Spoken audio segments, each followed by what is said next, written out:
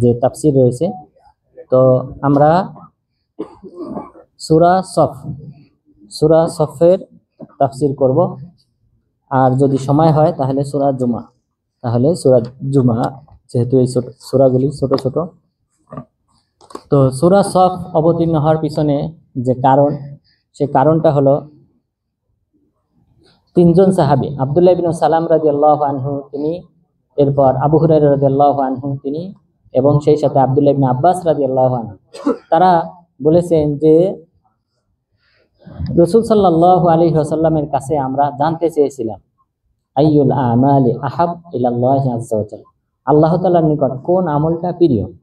এটা জানার জন্য আমরা কাউকে পাঠাইতে চাইলাম যে আমাদের মধ্যে থেকে কেউ যেন গিয়ে রাসূল সাল্লাল্লাহু আলাইহি ওয়াসাল্লামকে জিজ্ঞাসা করে কোন আমলটা বেশি প্রিয় আল্লাহ তাআলার নিকট, সেই আমলটা আমরা করব, আল্লাহর নিকটে অর্জন করব। তো তখন কেউ আমাদের মধ্য থেকে অগ্রসর হয় নাই, রাসূল সাল্লাল্লাহু আলাইহি ওয়াসাল্লামের কাছে গিয়ে প্রশ্ন করে নাই। তবে রাসূল সাল্লাল্লাহু আলাইহি ওয়াসাল্লাম তিনি আমাদেরকে ডাকলেন। ডাকার পর আমরা যখন সবাই একত্রিত হলাম, তখন রাসূল সাল্লাল্লাহু আলাইহি ওয়াসাল্লাম আমাদেরকে সূরা সফ পাঠ করে শোনালেন যে এই সূরাতে আল্লাহর নিকট যে প্রিয় আমল রয়েছে সেই আমলের কথা উল্লেখ করা হয়েছে। এরপর তাহলে সাহাবাগণ আমলটা জানলো, এই সূরা সফ পাঠ করার মাধ্যমে তারা ভালো আমল কোনটা আল্লাহর নিকট সেটা জানলো। জানার পর কিছু কিছু সাহাবী এটা অপছন্দ করলেন। তখন আল্লাহ তাআলা এখানে এই সূরাতেই আয়াত অবতীর্ণ করেছেন, যা ইনশাআল্লাহ আমাদের তাফসিরে উল্লেখ হবে। তো মহান রব্বুল আলামিন বলেছেন সাব্বাহা লিল্লাহি মা ফিস সামাওয়াতি ওয়া মা ফিল আরদ, আল্লাহ তাআলার প্রশংসা করে, গুণকীর্তন করে আসমান জমিনের মাঝে যা কিছু রয়েছে সব কিছুই আল্লাহ তাআলার গুণকীর্তন করে।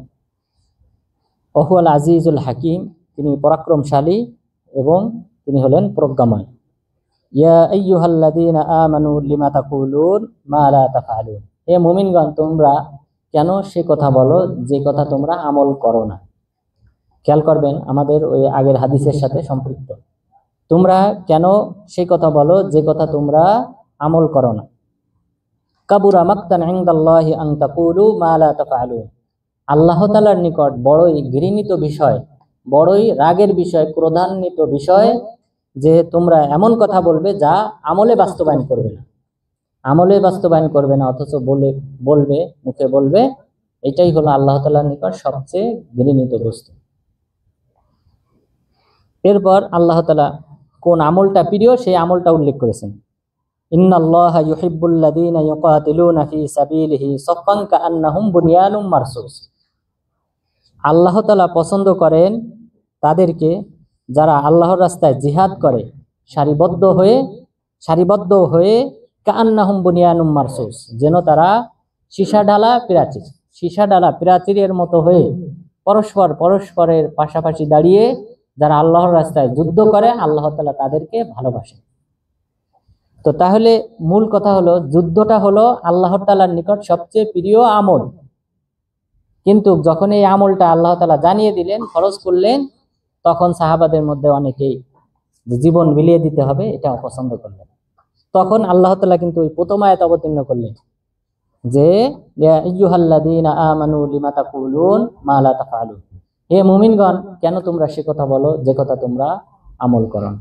অর্থাৎ তোমরাই তো জানতে চেয়েছিলে যে কোন আমলটা আল্লাহর নিকট বেশি প্রিয়, সেই আমল তো তোমাদেরকে জানিয়ে দেওয়া হলো। আল্লাহর রাস্তায় জিহাদ করা, প্রাচীরের মতো ঐক্যবদ্ধ হয়ে যুদ্ধ করা, এটাই হলো আল্লাহ তাআলার নিকট সবচেয়ে বেশি প্রিয়, কিন্তু তারপরও কেন তোমরা আমল করো না। তাহলে কথা কাজে মিল থাকতে হবে, তা না হলে এটাই হলো আল্লাহ তাআলার নিকট সবচেয়ে ঘৃণিত বস্তু। এরপর আল্লাহ তাআলা মুসা আলাইহিস সালাম সম্পর্কে এবং ঈসা আলাইহিস সালাম সম্পর্কে আলোচনা করেছেন। ওয়া ইয ক্বালা মূসা লিকওমিহি ইয়া কওমি লিমা তুযুনানি ওয়া ক্বাদ তা'লামুনা আন্নী রাসূলুল্লাহি ইলাইকুম, স্মরণ করো সেই সময়ের কথা যখন মূসা আলাইহিস সালাম তার সম্প্রদায়ের লোকদেরকে বলেছিলেন যে হে আমার সম্প্রদায় কেন তোমরা আমাকে কষ্ট দাও, অথচ তোমরা জানো যে আমি আল্লাহ তাআলার পক্ষ থেকে তোমাদের কাছে প্রেরিত হয়েছি, আল্লাহ তাআলা আমাকে রাসূল হিসেবে তোমাদের কাছে প্রেরণ করেছেন। এই কথা জানার পর কেন তোমরা আমাকে কষ্ট দাও। কষ্ট দেওয়ার মধ্যে অনেকগুলি ছিল, তারা মূসা আলাইহিস সালামের নির্দেশনা অমান্য করত, অনেক দিক থেকে অমান্য করেছে। তার মধ্যে কষ্ট দেওয়ার মধ্যে একটা ছিল, যেমন তারা গোবৎসের পূজা শুরু করেছিল। এরপর তারা মুসা আলাইহিস সালামকে আদ্রা বলতো। আদ্রা মানে যার অন্ডকোষ একটা ছোট, অথবা মুসা আলাইহিস সালাম ধবল রোগে আক্রান্ত, শ্বেত রোগে আক্রান্ত, এই জাতীয় কথা তারা প্রচার করত। এরপর আপনারা জানেন আল্লাহ তাআলা তাকে এই হাত থেকে মুক্তি দিয়েছিলেন। তিনি একদা বিবস্ত্র অবস্থায় গোসল করতেছিলেন। গোসল শেষ করে তিনি কাপড় যখন নেবেন, তখন ওই কাপড়টা একটা পাথরের উপর ছিল। এই পাথর ছুটে চলে বনী ইসরায়েলের যে সমাবেশ ছিল সেখানে গিয়ে থেমে যায়। তখন বনী ইসরায়েল লোকজন দেখতে পায় যে না, আল্লাহ তাআলা তাকে উত্তম আকৃতিতে সৃষ্টি করেছেন, এখানে কোনো ত্রুটি নাই। তখন তারা বুঝতে পারে আল্লাহ তাআলা তাকে তাদের এই কষ্ট দেওয়া থেকে মুক্তি দান করেছিলেন এইভাবে। তো তাহলে বনী ইসরায়েল মুসা আলাইহিস সালামকে নানানভাবে কষ্ট দিয়েছিল, তার কথা অমান্য করত। ফালাম্মা যাগু আযাগাল্লাহু কুলুবাহুম, যখন তারা নিজেরা পথভ্রষ্ট হলো, আল্লাহ তাআলা তখন তাদের অন্তরকেও বক্র করে দিলেন। ওয়াল্লাহু লা ইয়াহদিল কওমাল ফাসিকিন, আল্লাহ তাআলা ফাসিক সম্প্রদায়কে হেদায়েত দেন। যারা পাপাচারে লিপ্ত, কবিরা গুনাহে লিপ্ত, এই সকল ব্যক্তিদেরকে আল্লাহ তাআলা কখনোই হেদায়েত দেন না। وإذ قال عيسى ابن مريم يا بني إسرائيل إني رسول الله إليكم مصدقا لما بين يدي من التوراة ومبشرا برسول يأتي من بعد اسمه أحمد। স্মরণ করো ঈসা আলাইহিস সালামের কথা, যখন তিনি তার সম্প্রদায়কে, বনী ইসরাইলকে, ইহুদিদেরকে তিনি বলেছিলেন যে আমি আল্লাহ তাআলার পক্ষ থেকে রাসূল হিসেবে তোমাদের কাছে প্রেরিত হয়েছি। মুসাদ্দিকাল লিমা বাইনা ইয়াদাইয়া মিনাত তাওরাত, আমার পূর্বে যে তাওরাত কিতাব দেওয়া হয়েছিল সেই কিতাবের সত্যায়নকারী রূপে আমাকে প্রেরণ করা হয়েছে। মুবাশশিরাম বিরাসূলিন ইয়াতি মিন বাদি ইসমুহু আহমদ, এবং একজন শুভ সংবাদদাতা হিসেবে, একজন নবীর যিনি আসবেন আমার পরে, সেই নবীর শুভ সংবাদদাতা রূপে আল্লাহ তাআলা আমাকে প্রেরণ করেছেন, যার নাম হবে আহমদ। রাসূল সাল্লাল্লাহু আলাইহি ওয়াসাল্লামের যে নাম রয়েছে মূলত প্রধান 5টি নাম, সেই 5টি নামের একটি নাম হলো আহমদ। কোরআনে রাসূল সাল্লাল্লাহু আলাইহি ওয়াসাল্লামের 2টি নাম উল্লেখ করা হয়েছে, মুহাম্মদ 4 বার উল্লেখ হয়েছে, আহমদ 1 বার উল্লেখ হয়েছে, আর বাকি 3টি নাম এটা হাদিসে উল্লেখ হয়েছে। রাসূল সাল্লাল্লাহু আলাইহি ওয়াসাল্লাম বলেছেন ইন্নী আহমদ, ইন্নী মুহাম্মদ ওয়া আহমদ ওয়াল মাহি আল্লাযী ইয়ামহুল্লাহু বিল কুফর ওয়াল হাশির আল্লাযী ইউহশারুন নাসু তাহতা কদামাই ওয়া আনাল আকিব, যে আমি হলাম মুহাম্মদ, আমি হলাম আহমদ, আমি হলাম মাহি। তাহলে মাহি এটা রাসূল সাল্লাল্লাহু আলাইহি ওয়াসাল্লামের একটা নাম, যার অর্থ হলো আল্লাহ তাআলা আমার মাধ্যমে কুফরিকে পৃথিবী থেকে মুছে ফেলবেন। তাহলে কুফরি, শিরিক, পাপ, পাপাচার, এই কাজগুলি আল্লাহ তাআলা আমার মাধ্যমে বিশ্ব থেকে মুছে ফেলবেন, এই কারণে আমার নাম মাহি। এরপরে বললেন ওয়ানাল হাশির, আমি হলাম হাশির, যার পায়ের নিচে মানুষের হাসর নাসর হবে। অর্থাৎ আপনারা জানেন বড় সুপারিশ যেটা, সেটা রাসূল সাল্লাল্লাহু আলাইহি ওয়াসাল্লাম করবেন। যে বিচার আচার শুরুর যে সুপারিশ, সেটা কিন্তু একমাত্র রাসূল সাল্লাল্লাহু আলাইহি ওয়াসাল্লাম তিনিই করবেন, এই কারণে তাকে হাশির বলা হয়। এরপর তিনি বললেন ওয়ানাল আকিব আল্লাযী লা নাবিয়্যা বা'দা, আমি হলাম আকিব, এবং এর অর্থ হলো যার পরে আর কোনো নবী নেই। তাহলে রাসূল সাল্লাল্লাহু আলাইহি ওয়াসাল্লাম তিনি খাতামুন নবিয়্যিন, সকল নবীদের সর্বশেষ নবী, তারপরে আর কোনো নবী নেই, এবং এটা তার একটা নাম, পঞ্চম নাম আকিব থেকে বোঝা যায়। তাহলে রাসূল সাল্লাল্লাহু আলাইহি ওয়াসাল্লামের 5টি নাম মুহাম্মদ, আহমদ, মাহি, হাশির, আকিব। আকিব এটার অপর একটা শব্দ আসছে, সেটা হলো মুকাফফা। আকিবের অর্থ হলো যার পরে আর কোনো নবী নাই। মুকাফফা শব্দের অর্থ হলো যিনি সর্বশেষ এসেছেন, যিনি সর্বশেষ এসেছেন। সুতরাং এই দুটার অর্থ একই। এরপর ফালাম্মা জাআহুম বিল বায়িনাতি ক্বালু হাযা সিহরুম মুবিন, এরপর যখন তিনি আসলেন স্পষ্ট প্রমাণ নিয়ে, তখন তারা তাকে বলল যে এটা হলো স্পষ্ট জাদু। অর্থাৎ রাসূল সাল্লাল্লাহু আলাইহি ওয়াসাল্লাম আগমন করার পর মক্কার কুরাইশরা, ইহুদিরা, খ্রিস্টানরা তারা রাসূল সাল্লাল্লাহু আলাইহি ওয়াসাল্লামকে জাদুকর হিসেবে আখ্যায়িত করল। আল্লাহ তাআলা বললেন ওয়ামান আযলামু মিম্মান ইফতারা আলাল্লাহিল কাযিবা ওয়া হুয়া ইউদআ ইলাল ইসলাম, ওই ব্যক্তির চেয়ে সবচেয়ে বড় জালিম কে হতে পারে যে ব্যক্তিকে ইসলামের দিকে আহ্বান করা হয় অথচ সে আল্লাহ তাআলার উপর মিথ্যা অপবাদ দেয়। অর্থাৎ এই সকল ইহুদি খ্রিস্টানরা তাদেরকে ইসলামের দিকে আহ্বান করা হয়, এই মুশরিকদেরকে ইসলামের দিকে আহ্বান করা হয়, অথচ তারা বলে যে তিনি হলেন জাদুকর, অর্থাৎ মুহাম্মদ সাল্লাল্লাহু আলাইহি সাল্লাম তিনি জাদুকর, অথবা এই কোরআন সত্য না, এই কোরআন মুহাম্মদ সাল্লাল্লাহু আলাইহি সাল্লাম যা শিক্ষা করেছেন সেটা মানুষের কাছ থেকে শিক্ষা করেছেন। এই জাতীয় যে সকল অপবাদ দেয়, এটা তারা কিভাবে দেয়? অথচ তাদেরকে তো ইসলামের এই নিয়ে বড় নিয়ামতের দিকে আহ্বান করা হয়। সুতরাং তাদের উচিত ছিল আল্লাহ তাআলা শুকরিয়া আদায় করা, তা না করে তারা উল্টা ইসলামের উপর মিথ্যা অপবাদ দেয় তথা আল্লাহ তাআলার উপর মিথ্যা অপবাদ দেয়। আল্লাহু লা ইয়াহদিল কওমাজ জালিমিন, আল্লাহ তাআলা জালিম সম্প্রদায়কে হিদায়াত দান। ইউরিদুনা লিইউতফিউ নূরাল্লাহি বিআফওয়াহিহিম আল্লাহু মুতিম্মু নূরিহি ওয়ালাউ কারিহাল কাফিরুন। তারা আল্লাহ তাআলার নূরকে ফুৎকারের মাধ্যমে, মুখের ফুৎকারের মাধ্যমে তারা নিভিয়ে দিতে চায়, অথচ আল্লাহ তাআলা তার নূরকে পরিপূর্ণতা দান করবে। অর্থাৎ এখানে নূর বলতে কোরআন, কোরআনের বিধান, ইসলাম, আল্লাহ তাআলা এই ইসলামকে পরিপূর্ণতা দান করবেন, যদিও তারা ফুৎকার দিয়ে নিভিয়ে দিতে চায়। হুয়াল্লাযী আরসালা রাসূলাহু বিল হুদা ওয়া দীনিল হক লিইয়ুযহিরাহু আলা দ্বীনি কুল্লি। আল্লাহ তাআলা তিনি তার রসুলকে হিদায়াত দিয়ে প্রেরণ করেছেন, সত্য ধর্ম দিয়ে প্রেরণ করেছেন, যে এই ধর্মকে সকল ধর্মের উপর বিজিত করার জন্য। ওয়ালাউ কারিহাল মুশরিকুন, যদিও মুশরিকরা অপছন্দ করে। তো তাই হয়েছিল, আল্লাহ তাআলা বিজয় দান করেছিলেন মুসলিমদেরকে। এক সময় রোম, পারস্যের মতো বড় শক্তিধর এদেরকেও আল্লাহ তাআলা পরাজিত করেছেন এই মুসলিমদের মাধ্যমে। তো সুতরাং ইসলাম বিজিত হয়েছে। ইয়া আইয়ুহাল্লাযীনা আমানু হাল আদুল্লুকুম আলা তিজারাতিন তুনজিকুম মিন আযাবিন আলীম। হে মুমিনগণ, অর্থাৎ এটা কিন্তু আগের প্রথম দিকের যে প্রিয় আমল কোনটা সেটার সাথে সম্পর্কিত। হে মুমিনগণ, আমি কি তোমাদেরকে সংবাদ জানাবো না এমন ব্যবসার, যে ব্যবসাটা তোমাদেরকে লাভবান করবে? কোন দিক থেকে? তুনজিকুম মিন আযাবিন আলীম, মর্মন্তুদ শাস্তি থেকে তোমাদেরকে রক্ষা করবে, এমন ব্যবসার দিকে তোমাদেরকে আহ্বান করব না? অর্থাৎ আমল, ভালো আমল, সৎ আমল করলে আল্লাহ তাআলা আমাদেরকে জাহান্নাম থেকে মুক্তি দান করবেন, জান্নাত দান করবেন। এটাকে আল্লাহ তাআলা ব্যবসা হিসেবে উল্লেখ করেছেন। কারণ একজন ব্যবসায়ী যেমনভাবে লাভবান হয়, আর্থিকভাবে লাভবান হয়, ঠিক অনুরূপভাবে সৎ আমল করার মাধ্যমে বান্দারা তারাও লাভবান হয়, অর্থাৎ জাহান্নাম থেকে মুক্তি পায় এবং জান্নাত অর্জন করে। সুতরাং এটাকে আল্লাহ তাআলা ব্যবসা হিসেবে উল্লেখ করেছেন। সেই ব্যবসাটা কি? তুমিনুনা বিল্লাহি ওয়া রাসূলিহি ওয়া তুজাহিদুনা ফি সাবিলিল্লাহি বিআমওয়ালিকুম ওয়া আনফুসিকুম। তোমরা আল্লাহ তাআলার প্রতি ঈমান আনয়ন করবে, রাসূলের প্রতি ঈমান আনয়ন করবে এবং আল্লাহর রাস্তায় জিহাদ করবে তোমাদের সম্পদের মাধ্যমে এবং জীবন দেওয়ার মাধ্যমে।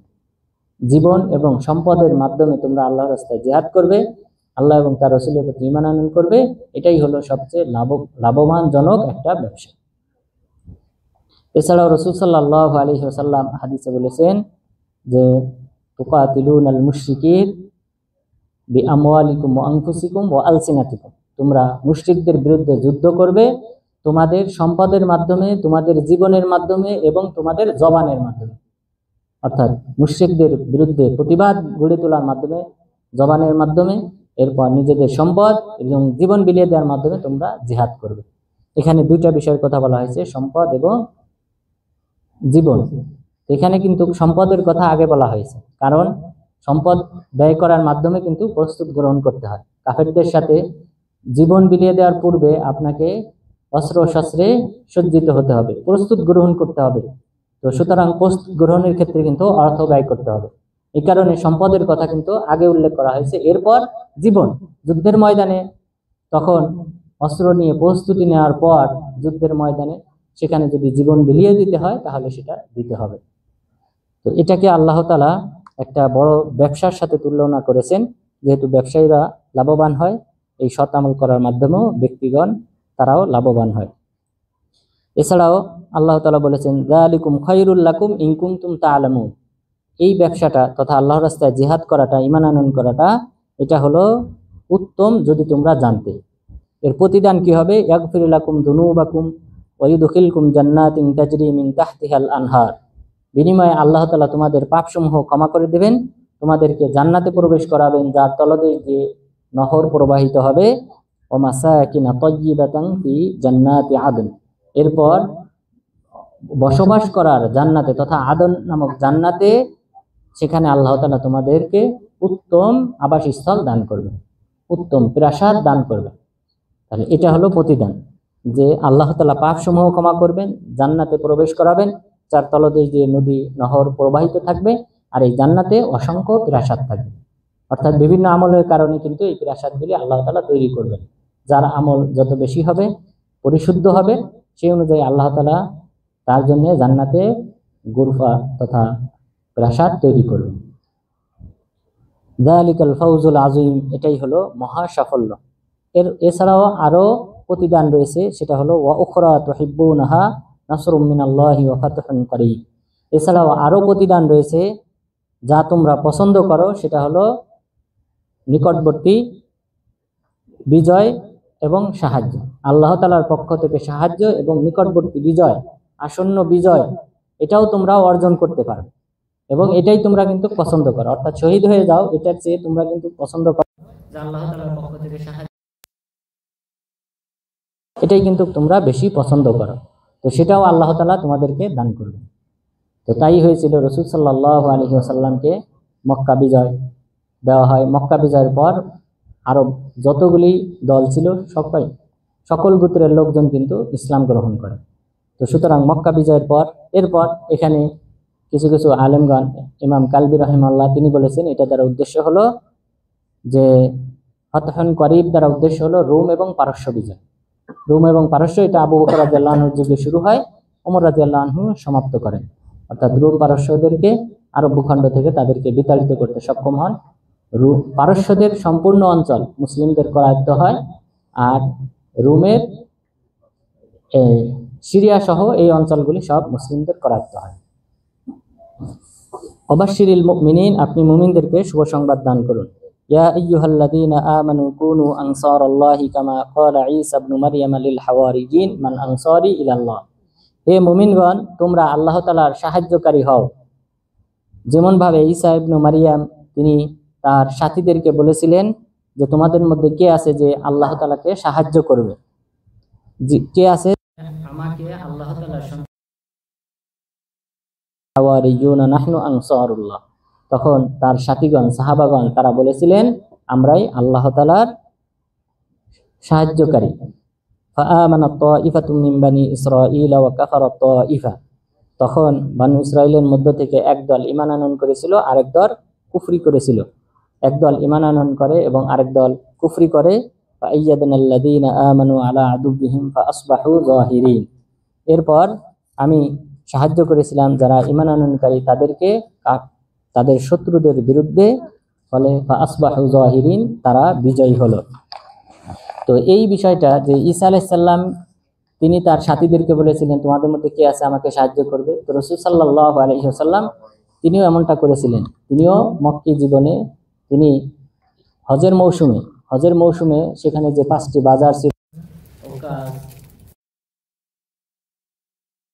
ইত্যাদি বাজারগুলিতে গিয়ে তিনি সর্বদা মানুষদেরকে বলতেন মান ইয়াহমিলুনি ইলা কওমিহি লিউবাল্লিগা রিসালাত রাব্বি ফাইন্না কুরাইশান কদ মানাউনি। তোমাদের মধ্যে কে আছে আমাকে আশ্রয় প্রদান করবে, তার কওমের কাছে আশ্রয় প্রদান করবে, তার কওমের কাছে নিয়ে যাবে এবং সেখানে আশ্রয় প্রদান করবে যেন আমি আমার রবের বাণী প্রচার করতে পারি, কেননা কুরাইশরা আমাকে বাধা প্রদান করে। এইভাবে রাসূল সাল্লাল্লাহু আলাইহি ওয়াসাল্লাম হাজীদের সাথে সাক্ষাৎ করতেন, বিভিন্ন গোত্রের লোকজনের কাছে তিনি এটা বলতেন।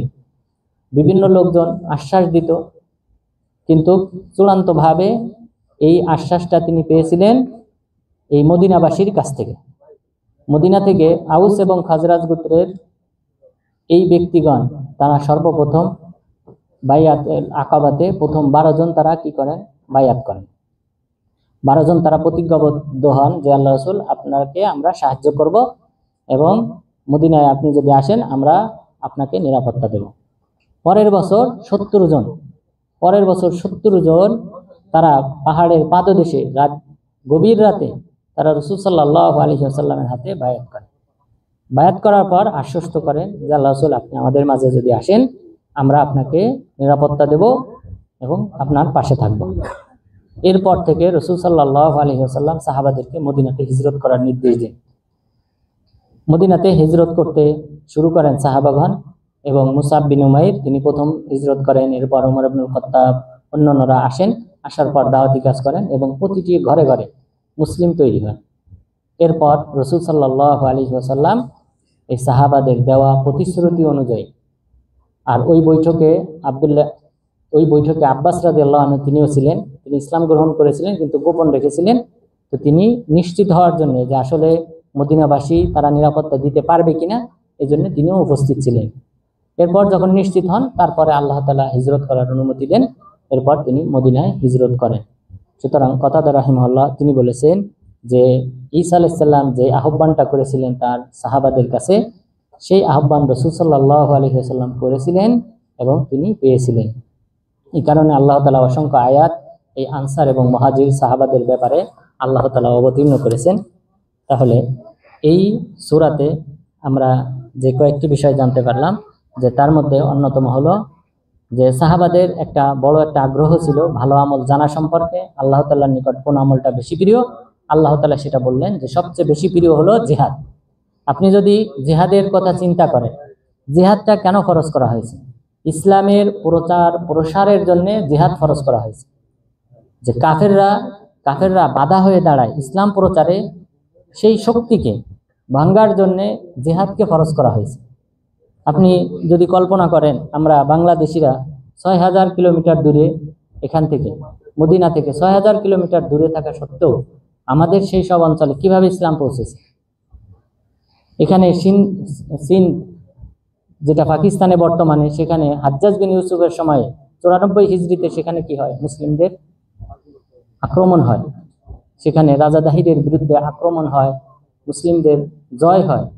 এভাবেই কিন্তু ইসলাম এক সময় প্রবেশ করেছে ধীরে ধীরে। এরপর ব্যবসায়ী যারা আছে তারা কিন্তু প্রবেশ করেছে। তো জিহাদ হলো ইসলাম প্রচারের অন্যতম একটা মাধ্যম। যদি আপনি মনে করেন বর্তমান যে ইরাক, এই ইরাকে, এরপর ইরান, এরপর সিরিয়া, এই দুই অঞ্চলে এখানে থাকতো, অর্থাৎ তাবুক যেটা সৌদি আরবের বর্তমান একটা বিশাল একটা অঞ্চল, এই তাবুক সহ এই অঞ্চলগুলি কিন্তু রোমের আন্ডারে ছিল, ইটালি। সেই ইটালি থেকে এসে তারা কিন্তু এখানে শাসন করত। এখানে যদি জিহাদ না থাকতো, আপনার কি মনে হয় এই অঞ্চলগুলিতে ইসলাম পৌঁছাইতো? এত পরাশক্তি ছিল তারা। তো সেই সকল পরাশক্তির বিরুদ্ধে যুদ্ধ আল্লাহ তাআলা ফরজ করেছিলেন ইসলাম প্রচারের জন্য। এটা ছিল আল্লাহ তাআলার নিকট প্রিয় আমল, এবং এটা অনেক সাহাবার কাছে তারা জানতে চেয়েছিলেন কোন আমলটা প্রিয়। যখন জানতে পারলেন অনেক এটা অপছন্দ করে জীবন, তখন আল্লাহ তাআলা আয়াত অবতীর্ণ করলেন যে কেন তোমরা সে কথা বলো যে কথা তোমরা আমল করো। এটা হলো আল্লাহ তাআলার নিকট সবচেয়ে বেশি ঘৃণিত।